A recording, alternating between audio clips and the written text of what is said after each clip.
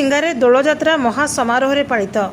ସ୍ୱର୍ଗତ ବିଶ୍ୱାମିତ୍ରା ମହାକୁଡ଼ଙ୍କୁ ଝୁରୁଛନ୍ତି ଗ୍ରାମବାସୀ। ବୌଦ୍ଧ ଜିଲ୍ଲା ହରଭଙ୍ଗା ବ୍ଲକ ଧଳପୁର ପଞ୍ଚାୟତ ସାକୁସିଙ୍ଗା ଗ୍ରାମରେ ଦୋଳଯାତ୍ରା ମହାସମାରୋହରେ ପାଳିତ ହୋଇଛି। ସର୍ବପ୍ରଥମେ ଗ୍ରାମର ଦୋଳଗୋବିନ୍ଦ ରାଧାକୃଷ୍ଣ ଠାକୁରଙ୍କୁ ପାଲଙ୍କିରେ ଗ୍ରାମ ପରିକ୍ରମା କରି ଦୋଳମଣ୍ଡପରେ ପୂଜାର୍ଚ୍ଚନା ପରେ ମନ୍ଦିରକୁ ପ୍ରତ୍ୟାବର୍ତ୍ତନ କରିଥିଲେ।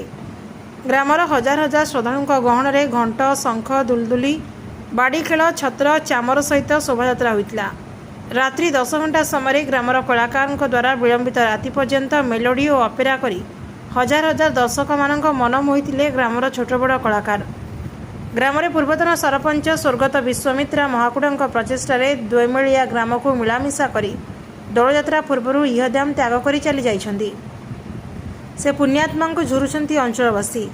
ଏହି ଯାତ୍ରା ଆୟୋଜନ ନିମନ୍ତେ ଗ୍ରାମବାସୀ ସହଯୋଗ କରିଥିବା ବେଳେ ଗ୍ରାମର ଅମରେନ୍ଦ୍ର ମହାକୁଡ଼, ବିପ୍ଳବ ମହାକୁଡ଼, ଦିଲ୍ଲୀପ ମହାକୁଡ଼, ଅଶୋକ ମହାକୁଡ଼, ନନ୍ଦ ମହାକୁଡ଼, ପିଣ୍ଟୁ ମହାକୁଡ଼, ରଞ୍ଜନ ଭୁକ୍ତା, ଅରୁଣ ବାରିକ, ରମାକାନ୍ତ ବାରିକ, ପୂର୍ବତନ ସରପଞ୍ଚ ନନ୍ଦକିଶୋର ସେଠୀ, ପ୍ରଫୁଲ୍ଲ ସେଠୀ ପ୍ରମୁଖ ନେତୃତ୍ୱ ନେଇ ସଫଳ କରିଥିଲେ।